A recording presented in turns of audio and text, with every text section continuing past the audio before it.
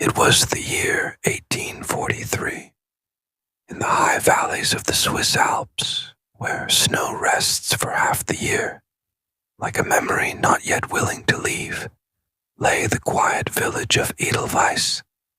It was the kind of place that never made it into history books, not because nothing happened, but because everything that did was wrapped in silence. The people there spoke gently. The wind never howled. It hummed. Even the village bells rang only twice a day, once at dawn, once at dusk. And at the very heart of this village stood a little shop with no name, only a painted sign swinging gently above the door, a clock without hands. No one knew who painted it, but inside that quiet shop lived an old man named Deo Marchand, the last clockmaker of Edelweiss. He hadn't spoken a full sentence to anyone in over 10 years, but he was always listening. Every evening, just as the mountain shadows kissed the rooftops, Theo would light the lantern in his shop window. Villagers passing by swore they could hear faint ticking from within, though no one ever saw a clock for sale. Not a single one. Some whispered he wasn't a clockmaker at all, but a timekeeper of secrets. Children dared each other to peek through his foggy windows. All they ever saw were shelves lined with covered shapes, cloth-draped mysteries gathering dust. But when the snow began falling again that winter, something changed. The ticking stopped. It was just before the first snowfall, when Elise Gachet, the baker's daughter, began to dream of clocks. Every night, the same dream. A narrow corridor of wood-paneled walls, a flickering candle, ticking, louder than thunder, and a golden pocket watch swinging slowly in the dark. Each time she woke up, with the taste of metal in her mouth and her fingers curled like she was still holding something. Her mother said it was just the cold air playing tricks. Her father muttered, "Maybe it's the old man." She didn't know what that meant, but the dreams kept coming. One morning, drawn by a strange quietness in the air, Elise stepped outside before dawn. The village looked untouched, powdered with fresh snow, like a forgotten cake left out overnight. And there it was, Theo's lantern, unlit, the first time in years, and with it a silence that was too silent. No birds, no footsteps, even the usual distant ticking, gone. Elise walked closer. Outside the shop door, someone had placed a tiny object in the snow, a pocket watch. It was open, its hands missing, and inside, a piece of paper folded once. She didn't touch it. She couldn't, because just then, the shop door creaked open, all by itself. Inside, the room was dim and cold, the hearth long dead. But what she noticed first was the dust. Dust everywhere, except in one perfect circle on the workbench. A clock used to sit there. Something important, something missing now. As she stepped inside, the door shut softly behind her. Just the wind, she told herself. And then, a sound, a single tick. It came from the far wall. She turned, heart thudding, but saw only a shelf with velvet-covered objects. She reached out to lift one cloth, but stopped, because behind the fabric, something was breathing. Or was it? Maybe it was just her own breath, echoing off old wood. But she knew something wasn't right. The silence wasn't empty anymore. It was watching. That night, she told no one what she saw, or what she thought she saw, because later, as she tried to sleep, her dreams returned. Only now the corridor was longer, colder, and at the end, a figure waited, an old man in shadows, not quite smiling, holding a clock with no hands. He whispered something. She woke up. the whisper still ringing in her ears like the last note of a music box. She didn't understand the words, but she remembered the feeling. Time has stopped, for a reason. The next day, the snow fell harder. The village bells didn't ring, and the watch in the snow, it was gone. But in its place was something stranger, a trail of footprints, not walking to the shop, but away from it, disappearing into the forest, where no one had gone in years, where time, they say, doesn't follow. It was the third morning since Emily had arrived in Edelweiss.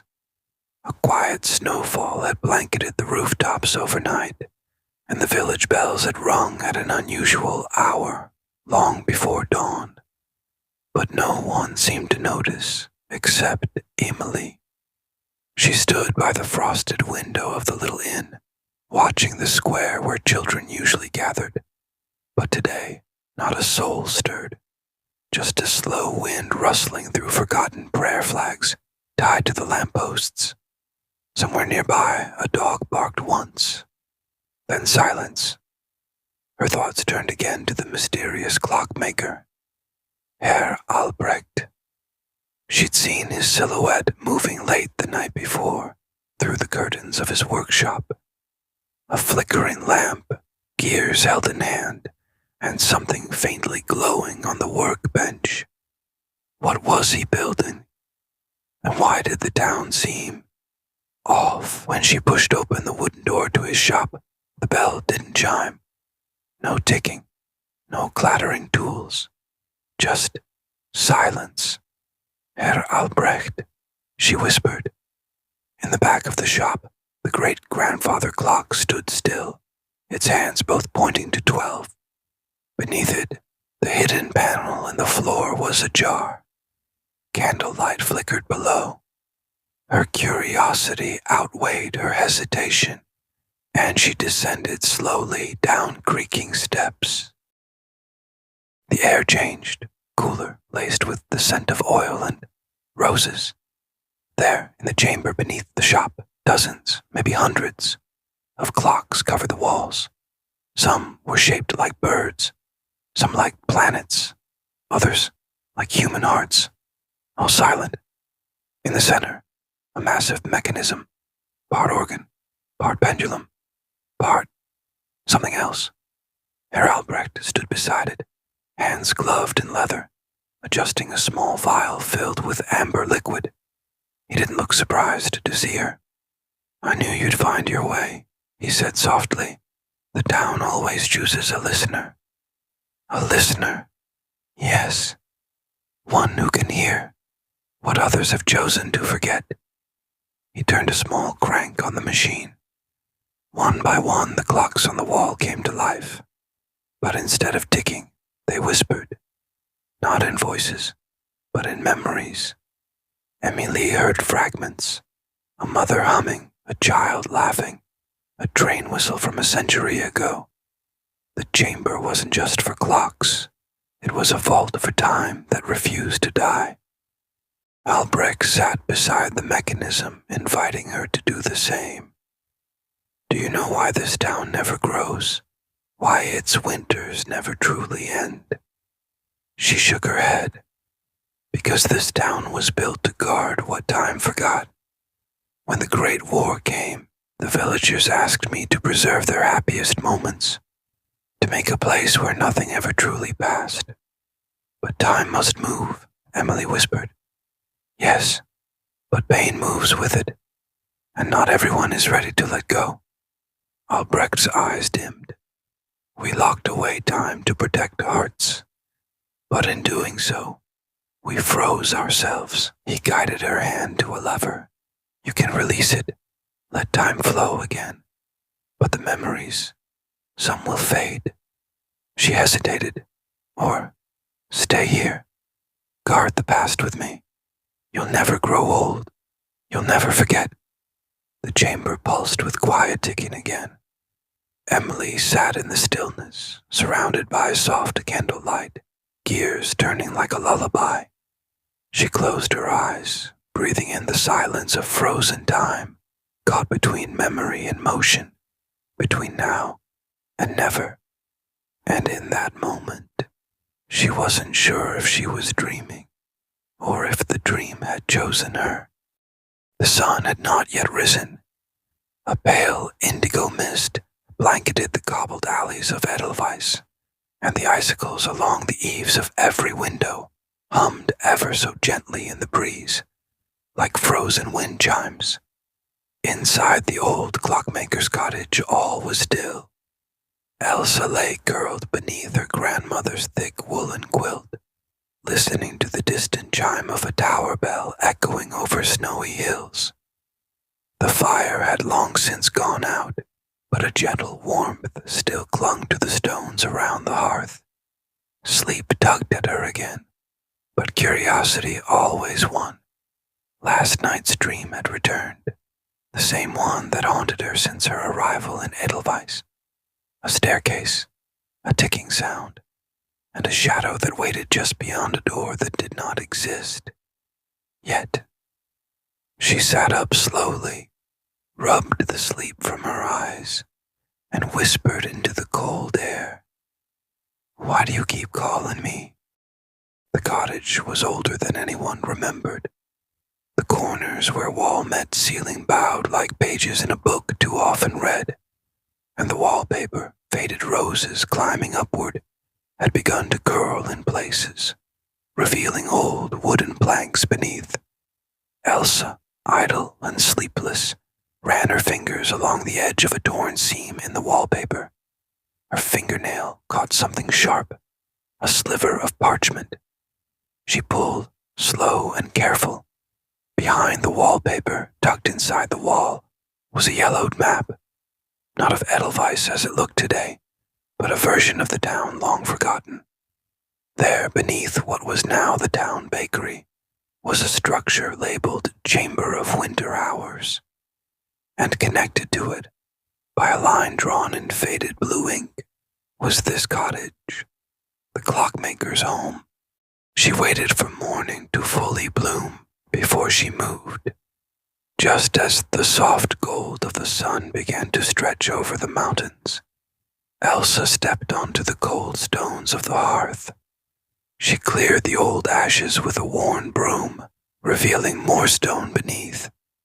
Then she heard it click, a tiny metallic click as her foot shifted one of the bricks.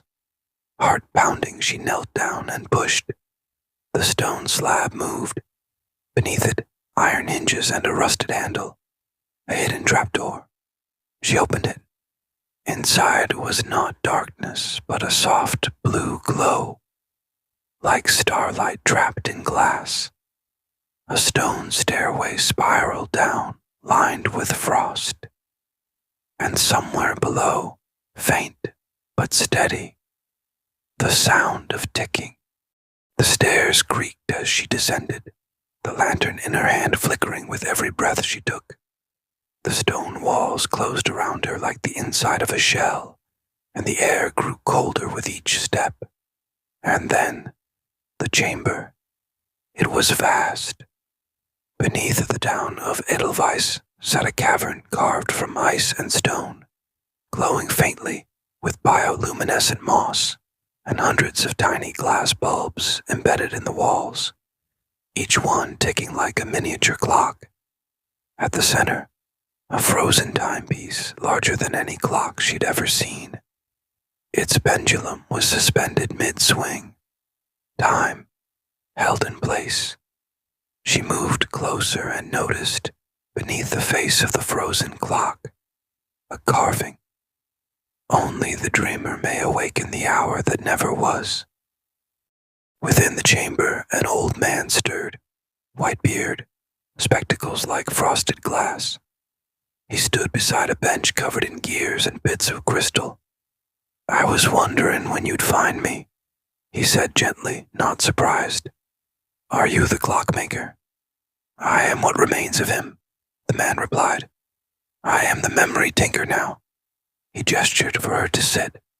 "Would you like to hear a story while you wait?" "For what?" "For your memory to return."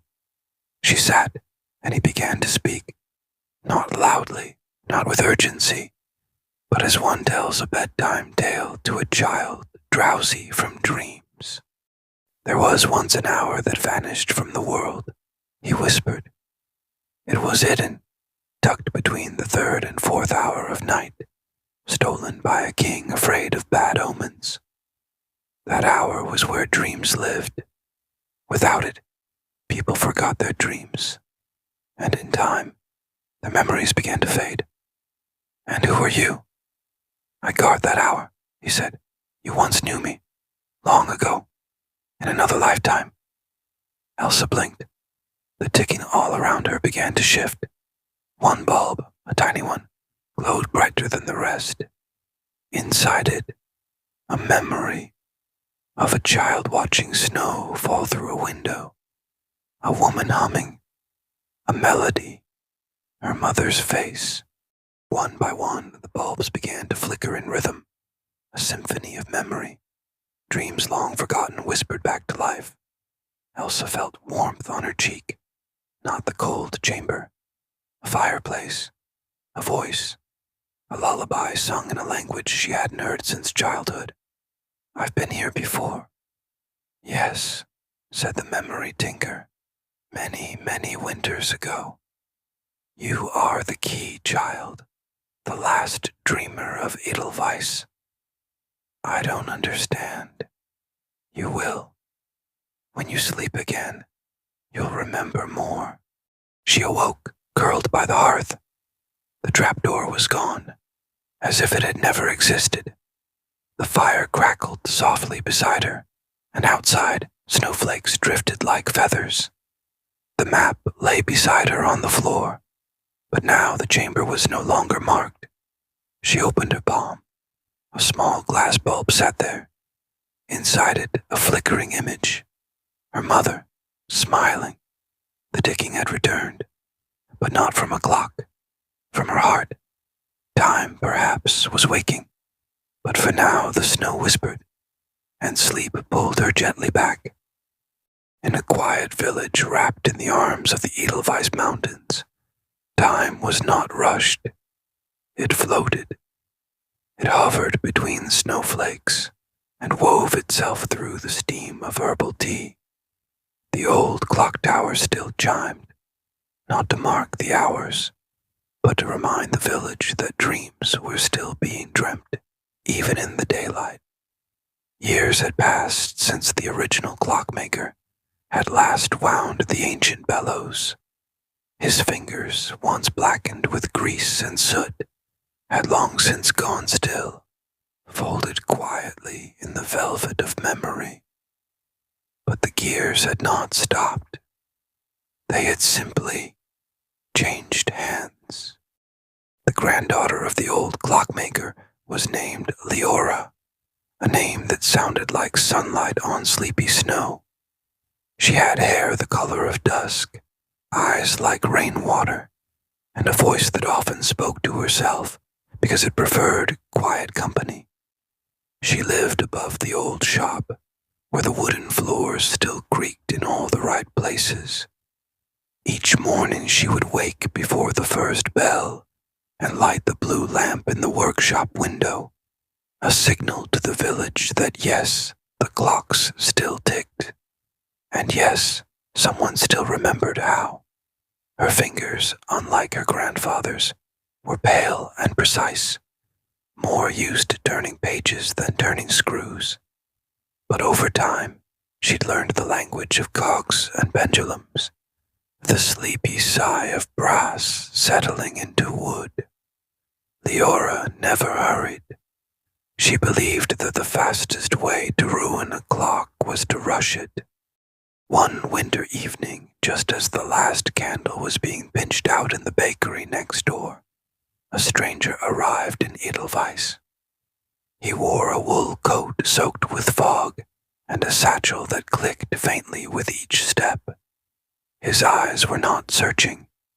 They were remembering, as if the town had once belonged to his dreams. He stopped in front of the clock shop. The blue lamp was still glowing. He didn't knock. He just stood there, listening, Leora, upstairs, heard the sound of nothing, and that nothing, that perfect, soundless pause, drew her to the window. Their eyes met. For a moment, time did not stop. It simply sat down to rest. In a quiet village wrapped in the arms of the Edelweiss Mountains, time was not rushed. It floated. It hovered between snowflakes and wove itself through the steam of herbal tea. The old clock tower still chimed, not to mark the hours, but to remind the village that dreams were still being dreamt, even in the daylight. Years had passed since the original clockmaker had last wound the ancient bellows. His fingers, once blackened with grease and soot, had long since gone still, folded quietly in the velvet of memory. But the gears had not stopped. They had simply changed hands. The granddaughter of the old clockmaker was named Leora, a name that sounded like sunlight on sleepy snow. She had hair the color of dusk, eyes like rainwater, and a voice that often spoke to herself because it preferred quiet company. She lived above the old shop, where the wooden floors still creaked in all the right places. Each morning, she would wake before the first bell and light the blue lamp in the workshop window, a signal to the village that yes, the clocks still ticked, and yes, someone still remembered how. Her fingers, unlike her grandfather's, were pale and precise, more used to turning pages than turning screws. But over time, she'd learned the language of cogs and pendulums, the sleepy sigh of brass settling into wood. Leora never hurried. She believed that the fastest way to ruin a clock was to rush it. One winter evening, just as the last candle was being pinched out in the bakery next door, a stranger arrived in Edelweiss. He wore a wool coat soaked with fog and a satchel that clicked faintly with each step. His eyes were not searching. They were remembering, as if the town had once belonged to his dreams. He stopped in front of the clock shop. The blue lamp was still glowing. He didn't knock. He just stood there, listening. Leora upstairs heard the sound of nothing, and that nothing, that perfect, soundless pause, drew her to the window. Their eyes met. For a moment, time did not stop. It simply sat down to rest. His name, he said the next morning, was Emery, or maybe Emile, or maybe neither. Names weren't heavy in the places he'd come from. He showed her what was in his satchel: small gears, broken springs, a cracked faceplate with no hands, a clock, or at least what used to be one. Found it in a market near the Salt Lakes, he whispered. It ticks, but it doesn't remember what for. Leora nodded, understanding completely. Some clocks, like people, just needed to be listened to. She spent days with it. She didn't fix it. She understood it. And in doing so, it began to tick, not loudly, but like a lullaby that had forgotten its lyrics. The clock became a centerpiece in the shop. She called it the Bellflower, for the tiny engraving on the back, almost too faded to see. Emory did not leave. He didn't exactly stay either. He wandered slowly, through fields, through thoughts, through memories that might not have been his.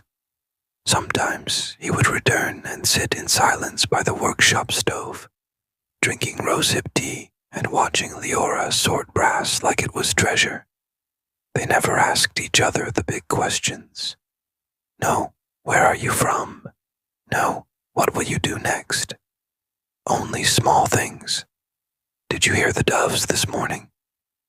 Do you think the moon feels cold when it's full? Why do ticking sounds make people feel safe? The romance was not made of touches. It was made of quiet glances, shared silences, and clocks repaired together in silence. One morning, Emery brought something new, a round box, wood, silver inlay, lined with velvet.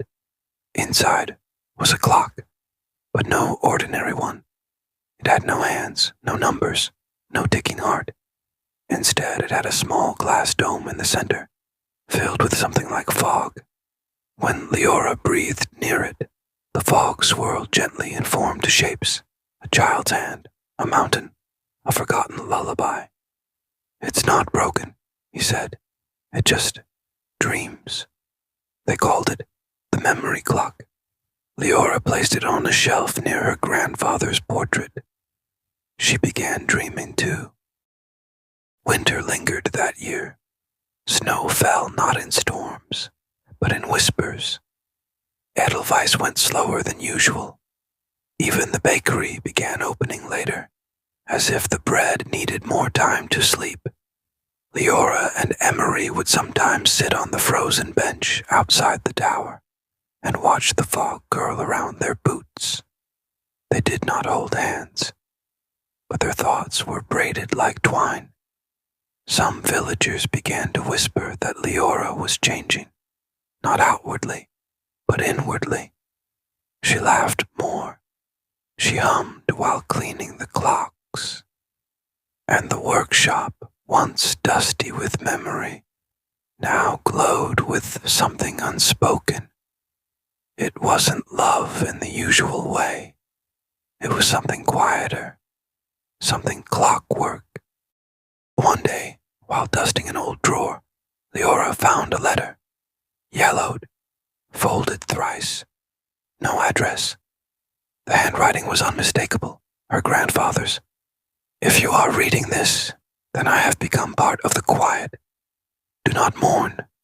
Time, like clocks, was made to move forward. But if you ever find someone who hears the ticking the way you do, slow, soft, sacred, do not let them go. They are a gear in your story. Keep winding." Leora did not cry. She simply walked downstairs. Emery was fixing a clock, her favorite, the one with the painted owl. She sat beside him, and for the first time, they held hands.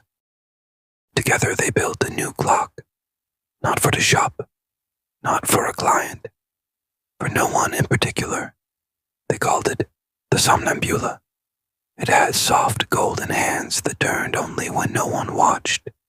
It played music only when the room was silent. And if you listened closely at midnight, it would whisper a name, not always your own, but one you needed to hear. The Somnambula didn't measure time. It measured longing. It was their gift to Edelweiss. Years passed. Fog came and went. Seasons turned like clock hands. And the shop continued. Children would press their faces to the window to see the mysterious man and the woman with dusk-colored hair. Some say they aged slowly. Others say they stopped altogether. But every night the bell tower chimed 7 times, even when it wasn't 7 o'clock, because in Edelweiss time wasn't a rule. It was a friend, a soft, ticking lullaby, one that never rushed, one that always remembered, one that quietly fell in love, like 2 gears finally finding the rhythm of each other. In Edelweiss, time had grown even softer. The winters now stretched like wool, warm in some places, frayed in others, and the clocks in the little shop ticked not in minutes, but in moods. The Somnambula sat in the corner half forgotten and yet always present. Its hands only moved when no one was looking. Its music only played when no one was listening. And sometimes, in the deep blue folds of midnight, it whispered names into the dark, Leora had heard it speak 3 times. The first name was not hers. The second, she would never tell anyone. The third, she was still waiting for. Leora rose before the bells again. She always did. Even now, years after her grandfather's letter, she found peace in lighting the blue lamp before dawn. The workshop smelled faintly of cedar and warm metal. Dust drifted in soft beams of candlelight, and the old stove popped gently, as if agreeing with the quiet. Emery was already downstairs, hunched over the bellflower clock. His coat hung on a chair. Steam rose from a cup of tea beside him. He looked up, smiled faintly. "You breathe like the clocks when you're asleep," he said. She didn't answer, just poured herself tea and sat across from him, her eyes tracing the way his fingers moved. Slow, deliberate, almost like prayer. The Edelweiss market came alive slowly, like bread rising in an oven. Vendors unrolled linen cloths over their stalls. Baskets of frost-covered apples caught the first pale sunlight. A fiddler warmed up his bowstring with gentle notes. Leora walked between the stalls with Emery, her gloved hands clasped loosely behind her back. She bought 2 paper cones of roasted chestnuts. He carried them without speaking. Sometimes, when the snow was light and the world quiet, it felt as though they were the only 2 awake in the whole village. At one stall, an old woman sold pocket watches in a velvet-lined tray. "Not for telling time," she said, "but for remembering it." Leora picked one up, silver with a hairline crack across its face. It was already ticking. That night, the somnambula stirred. Leora was sitting in the workshop, half asleep in the armchair, a book slipping from her hand. Emery was upstairs. The clock gave a sound like a sigh, and then, barely audible, it spoke. The name it whispered was Alaric. She did not know who that was. But when she looked up at the staircase, she saw Emery standing there, one hand on the railing, his expression unreadable. Later, by the stove, Emery told her. "Alaric was my brother," he said slowly, staring into the orange glow. "He taught me how to fix my first clock. And then he left." The words "left" could mean many things in Edelweiss. No one pressed for details. Leora reached over and turned the somnambula toward the wall. "Perhaps it's just telling you he's still part of the ticking." They sat like that for hours. No more words, only the hum of the stove, the faint ticking of dozens of clocks, and the occasional sigh of the wind against the shutters. Winter deepened. Snow fell so slowly it seemed to float forever before landing. The whole village softened under the weight of it. Leora and Emery began taking evening walks, even in the cold. They did not speak of love. That word would feel too loud in the stillness. Instead, they spoke of the small things, the curl of chimney smoke, the way the snowflakes sometimes seemed to pause in midair, the sound of faraway bells. One evening, the snow was deep enough to muffle even their footsteps. They stopped beneath the clock tower. Emery reached into his coat and handed her a tiny gear, gold, delicate, no larger than her fingernail. "This," he said, "belongs to something I haven't built yet. But when I do, it will be for you." She said nothing, just closed her hand around it. A week later, Leora found something tucked under the somnambula, an envelope with no writing, sealed with dark blue wax. Inside was no letter, only a pressed Edelweiss flower. Chapter 7. The repair that took all day. The bellflower stopped ticking. It had never done that before. Leora and Emery worked together in silence, the kind of silence that made time feel elastic. Morning light faded into gold, gold into blue, blue into candlelight. When the last screw was turned and the clock began ticking again, neither of them moved away from the table. Their hands brushed. For the first time, neither pulled back.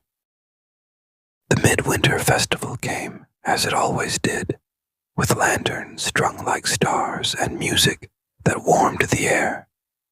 Leora and Emery stood on the edge of the square, watching others dance. Snow caught in her hair like pale petals. He looked at her. For a moment she thought he might ask, but instead he only smiled faintly. Later, walking home, he said, "Dancing is just another kind of ticking, only faster." Weeks later, Emery disappeared for 3 days. No note, no explanation. When he returned, he carried something wrapped in dark wool. It was a new clock, small, plain, wooden, but when she wound it, the hands didn't move at all. "They'll start," he said softly, "when the moment is right." That night, the somnambula whispered again. Not Alaric this time. This time, it said, "Leora." And she finally understood. The clocks in Edelweiss didn't measure time. They measured closeness. She lay awake a long while after that, listening to the ticking in the dark. It no longer felt like passing seconds. It felt like a heart. The snow was melting in Edelweiss, but slowly. Not in a rush, not in a flood, just in little sighs, here and there. The shop roof dripped in a steady rhythm, and the gutters sang a soft, silver tune. Leora stood by the window, watching a patch of cobblestone emerge from beneath its white blanket. She liked moments like this, moments where the world seemed to take its time remembering itself. Downstairs, Emery was already working. She could hear the sound of a small file against brass, the occasional soft clink of metal on wood. The plain wooden clock, the one he had made weeks ago, still sat on the table. It hadn't moved, once. Leora approached it the way one approaches a shy animal, gently, without sudden movements. "It still doesn't work?" she asked. "It's not broken," Emery said, not looking up. "It's waiting." "For what?" "For the moment." Leora smiled faintly. In Edelweiss, people said things like that without needing to explain them. Some clocks ran on seconds, others ran on seasons, and some, if you were lucky, ran on something you couldn't quite name. The streets of Edelweiss were changing. Snow still clung to the rooftops, but the air had softened. The market smelled faintly of wet earth instead of frost. The baker had opened his shutters again, letting in the sound of footsteps on stone. Leora and Emery began walking further, past the square, past the outer cottages, all the way to the frozen stream. On the first day the ice cracked, they stood there listening. It was not a loud sound, more like the gentle shifting of an old house. "It sounds," Emery said, "like something waking up." That night, the somnambula whispered again. Leora was alone in the shop, winding a small carriage clock when she heard it. This time, the name it spoke was not a person's. It said, "Tomorrow." She almost laughed. How could a clock, one that didn't even mark time properly, know about tomorrow? But when she went upstairs, she found Emery already sitting by the window, looking out into the fog. "Something's coming," he said quietly. "I can feel it." The next afternoon, a carriage arrived. That in itself was unusual. Most people came to Edelweiss on foot. From it stepped a man in a long green coat, His beard was silver, his eyes pale blue. He carried no luggage, just a small wooden box in both hands. He entered the shop without knocking.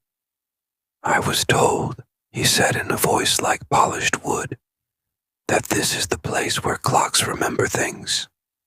Leora exchanged a glance with Emery. The man opened his box. Inside was a pocket watch, but unlike any they had seen before. The face was mother of pearl. The numbers were in an unfamiliar script, and there was a tiny key tied to it with the silk thread. "It hasn't ticked in 40 years, the man said, "but it holds a memory I cannot lose." 2 days later, the plain wooden clock began to tick. No one wound it. No one touched it. It simply started. The sound was softer than most, almost like a heartbeat muffled by wool. "What moment was it waiting for?" Leora asked. Emery only shrugged. "This one, I suppose." That night, as the last lanterns were being carried home, the somnambula whispered for the last time. Leora was alone in the shop. It said, "Stay." In the days that followed, Emery began packing his satchel. "I was never meant to stay anywhere," he told her. But when he reached for the wooden clock, she stopped him. "It's not done ticking," she said. And neither, she thought, were they. Years later, people in Edelweiss would still tell the story of the wooden clock that had no name. It still ticked quietly in the corner of the shop, and beside it sat 2 chairs, always close enough to touch. Some said the couple who ran the shop never aged. Others said they simply learned how to measure time differently. But everyone agreed on one thing. In Edelweiss, some clocks did not keep time. They kept people.